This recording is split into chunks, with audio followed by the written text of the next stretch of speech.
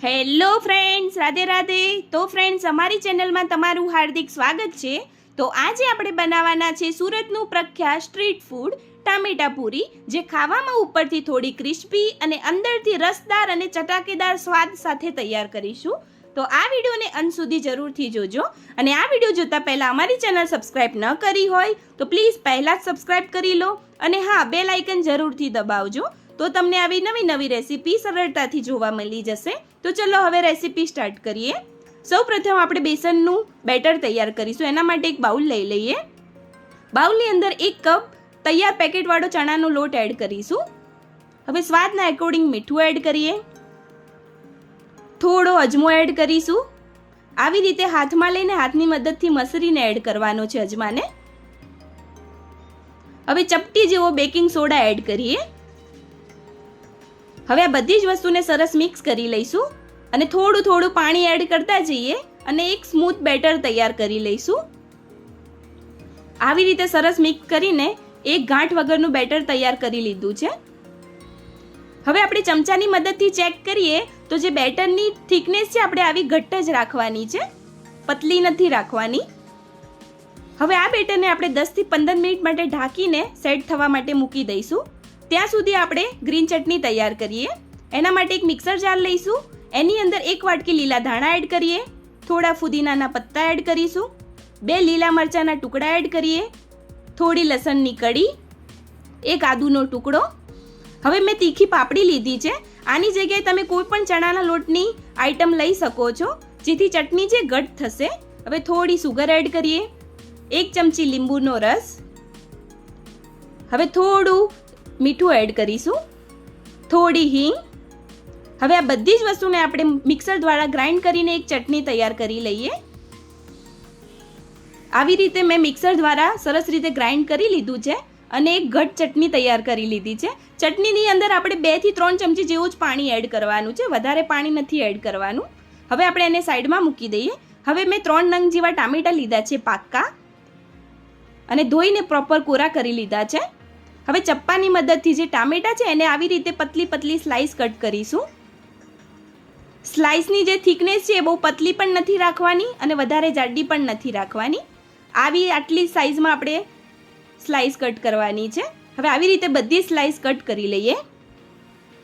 આવી રીતે મેં બધી સ્લાઇસને ટામેટાની સ્લાઇસ છે એને પ્રોપર કટ કરી લીધી છે અને એની થિકનેસ આપણે એક સરખી જ રાખવાની છે. આવી રીતે મેં બધી સ્લાઇસ તૈયાર કરી લીધી. હવે જે આપણે ગ્રીન ચટણી તૈયાર કરી છે એ ચટણી લઈ લઈએ અને ટામેટાની સ્લાઇસ ઉપર જે ચટણી છે થોડી થોડી ચટણી મૂકી દઈશું. આવી રીતે સ્લાઇસ ઉપર ચટણીને મૂકી દેવાની છે. આવી રીતે આપણે બધા જ ટામેટાની સ્લાઇસ ઉપર ચટણીને મૂકી દઈશું.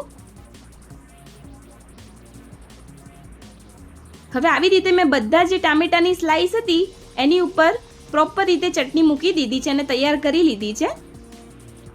હવે આપણે આ પ્લેટને સાઈડમાં મૂકી દઈએ. હવે જે બેટર તૈયાર કર્યું હતું એ ચેક કરી લઈએ. તો જે આપણું બેટર છે બેસનનું એ પ્રોપર રીતે સેટ થઈ ગયું છે અને એકદમ ગાંઠ જે હતી બેટરમાં એ પણ દૂર થઈ ગઈ છે.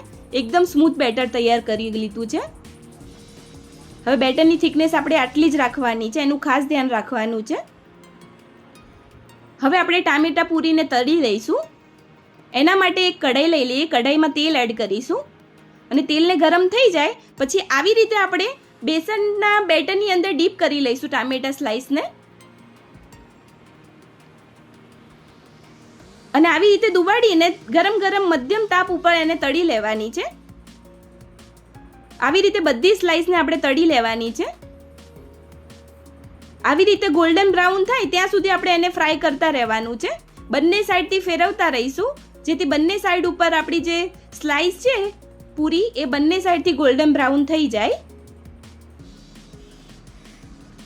હવે ચેક કરીએ તો બંને સાઈડથી ગોલ્ડન બ્રાઉન થઈ ગઈ છે આપણી જે ટામેટા પૂરી છે. હવે આપણે એને ઇઝીલી બહાર કાઢી લેવાની છે.